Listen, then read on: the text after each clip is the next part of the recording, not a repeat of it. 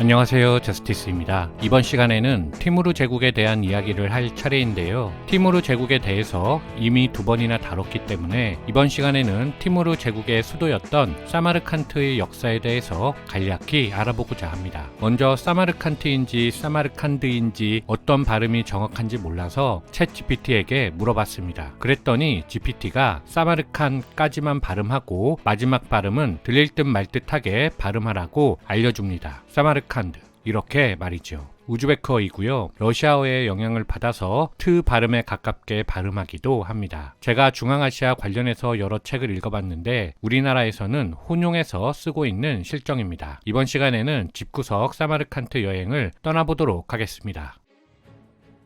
사마르칸트는 우즈베키스탄에 있는 도시로 중앙아시아 실크로드의 중심지입니다. 해발 750m의 고원에 위치하고 있으며 여름에는 매우 덥고 건조합니다. 기온이 종종 35도를 넘어가고 사막에서는 40도가 넘기도 합니다. 겨울에는 춥고 눈이 많이 옵니다. 기온은 5도에서 마이너스 5도 정도이지만 어떤 곳에서는 마이너스 20도까지 내려가기도 합니다. 연평균 강수량은 매우 적어서 건조한 편이고 대부분의 비는 봄, 가을에 옵니다. 인구는 2021년 기준 약 50만 명 정도입니다. 참고로 우즈베키스탄의 수도인 타슈켄트에는 동일 연도 기준 약 250만 명 정도가 살고 있으니 사마르칸트는 인구면에서 수도에 비해 약 5분의 1 규모의 도시로 보면 되겠습니다.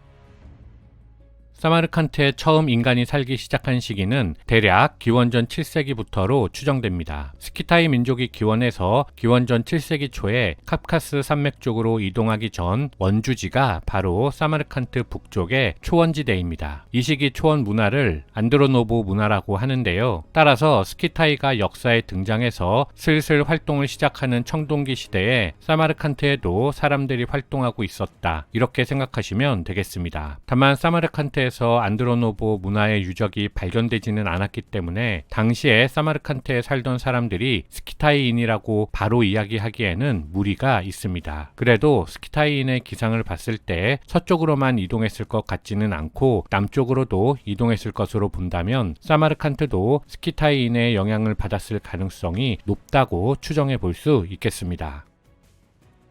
마케도니아에서 아버지의 유업을 이어받은 알렉산드로스 3세가 기원전 334년 페르시아 제국을 침공하여 그라니쿠스 전투, 이수스 전투, 가우가멜라 전투에서 연이어 승리하며 점점 동쪽으로 진출했습니다. 그리고 기원전 329년 알렉산드로스가 드디어 사마르칸트를 정복했습니다. 이 시기 알렉산드로스의 제국에 대해서 유럽 역사가들은 그리스 문화와 동방 문화가 융합되면서 독특한 헬레니즘 문화가 만들어졌다고 평가합니다. 하지만 알렉산드로스는 사마르칸트 정복 후 불과 6년 만에 사망했기 때문에 개인적으로는 그 짧은 시기에 그리스 문화가 얼마나 사마르칸트에 심어졌을지는 의문입니다. 개인적으로는 헬레니즘 문화가 꽃피운 곳은 이집트 알렉산드리아 정도가 아니었을까 생각합니다. 오히려 광범위한 알렉산드로스 제국은 지역별로 서로 다른 문화를 가지고 있었기 때문에 여러 디아도코이들에 의해서 분열한 것으로 보는 것이 맞지 않을까 생각합니다. 이 부분은 제 개인적인 생각이라는 점 다시 한번 말씀드립니다.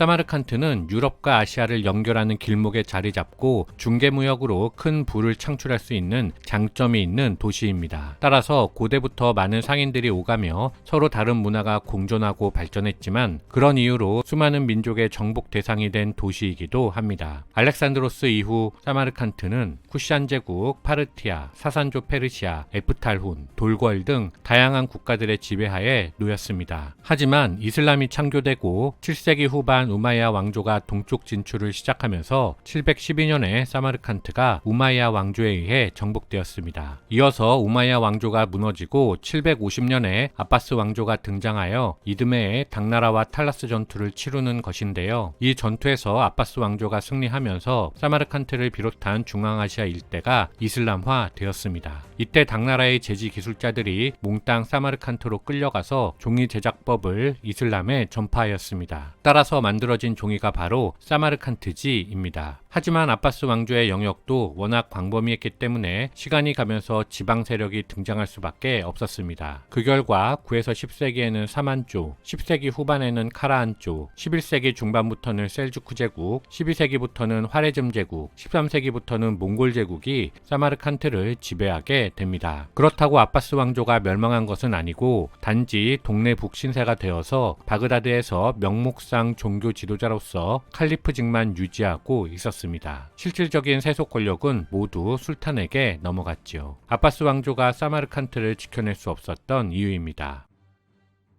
이제 티무르가 사마르칸트를 차지하고 제국을 건설했습니다. 그 내용은 지난 영상들로 가름하고 이번 시간에는 14세기 중앙아시아의 진주 사마르칸트에 있는 수려한 문화에 대해서 조금 더 깊이 말씀드려 보도록 하겠습니다. 제가 읽은 책에 따르면 사마르칸트가 중앙아시아의 진주라고 불리는 이유는 티무르가 유독 푸른빛을 좋아해서 수도 사마르칸트의 주요 건물을 온통 푸른빛으로 칠했기 때문이라고 합니다. 그 대표적인 예가 바로 모래의 땅이라는 뜻의 레기스탄 광장입니다. 지금 보시는 사진은 레기스탄 광장의 새 마드라사인데요. 마드라사는 이슬람 교육기관을 의미하는 아랍어입니다. 합쳐서 해석해보면 모래의 땅 위에 있는 세 개의 이슬람 교육기관 정도 되겠습니다. 왼쪽은 울루그베그 마드라사로 1420년에 티무르의 손자 울루그베그가 건설하였습니다. 울루그베그는 티무르 제국 제4대 아미르임과 동시에 유명한 천문학자이자 수학자이기도 합니다. 2층 구조로 강의실, 기숙사, 예배공간 등이 있었습니다. 학생들은 여기서 천문학, 수학, 철학, 이슬람 신학 등을 공부했습니다. 오른쪽은 셰르도르 마드라사로 1636년에 부하락 한국에서 건축하였습니다. 이름은 사자의 문이라는 뜻으로 입구에 있는 사자와 태양을 묘사한 장식에서 유래했습니다. 울루그베그 마드라사와 대칭의 위를 가지고 있으며 내부도 울루그베그와 비슷한 구조와 기능을 가지고 있습니다. 중앙은 틸야코리 마드라사로 1660년에 역시 부하락 한국에서 건축했습니다. 이름은 금으로 장식된 이라는 뜻입니다. 내부의 화려한 금박 장식에서 따왔습니다. 무카르나스 양식이라 불리는 벌집 모양 장식으로 천장을 꾸며 놓았는데 이 양식이 티무르 건축의 정수라고 합니다. 한편 레기스탄 광장은 아미르의 대관식이 이루어지고 외국 사절들이 아미르를 아련하던 장소입니다. 아울러 제국의 중요 정책이 논의되고 통치자의 칙령이 발표되기도 했습니다. 한마디로 티무르 제국의 심장부라 할 수 있겠습니다. 다음으로 티무르 제국 무장들의 유해가 모셔져 있는 국립묘지와 같은 샤이진다가 있습니다. 샤이진다는 페르시아어로 살아있는 왕을 뜻합니다. 중앙아시아에서 가장 중요한 이슬람 건축물 중 하나입니다. 샤이진다는 11세기부터 19세기까지 다양한 시기에 건축된 20여 개의 묘와 예배당, 마드라사로 구성되어 있습니다. 정교한 타일 장식과 돔, 아치로 꾸며져 있으며 그중 일부가 티무르 제국 시기에 지어졌습니다. 티무르의 여동생과 조카의 무덤이 있습니다. 지금 보시는 사진은 쿠샴 이븐 아바스 묘당입니다. 이 사람은 이슬람의 창시자 무함마드의 사촌입니다. 아라비아 반도에 있던 그가 어떻게 사마르칸트까지 와서 묻히게 된 것일까요? 그 이유는 아직까지 밝혀지지 않았습니다. 다만 그 영향력이 상당해서 오늘날까지도 이슬람 순례자들의 발길이 끊이지 않고 있습니다. 티무르가 묻힌 곳은 구르에 아미르입니다. 안으로 들어가면 1층에 석관들이 있는데 모두 가짜라고 합니다. 진짜는 5m 아래 지하 납골당에 있다고 합니다. 그곳에 티무르의 관뿐만 아니라 그의 스승 아들 샤루와 미란샤, 손자 무함마드 술탄과 울루그베그의 관도 함께 안치되어 있습니다. 마지막으로 사마르칸트 구시가지박 아프라시아부 언덕에 있는 궁전 유적에서 한국 고대사 연구를 중앙아시아로 넓혀주는 벽화가 발견되었습니다. 7세기 후반 사마르칸트에 거주한 소구드 왕 바르쿠만의 궁전에 그려진 채색 벽화 중 일부입니다. 이 벽화 중에서 가장 우측에 그려진 두 명이 고구려 사신으로 보인다는 게 국내 학계의 다수설입니다. 새의 깃털로 장식한 조우관을 쓰고 황색 상의에 바지를 입고 칼자루에 고리 모양의 장식이 있는 환두대도라는 검을 차고 있는 모습입니다. 환두대도는 삼국 모두에서 출토되지만 조우관은 고구려에서 확인되는 관 양식이므로 이들을 고구려 사신으로 추정하고 있습니다.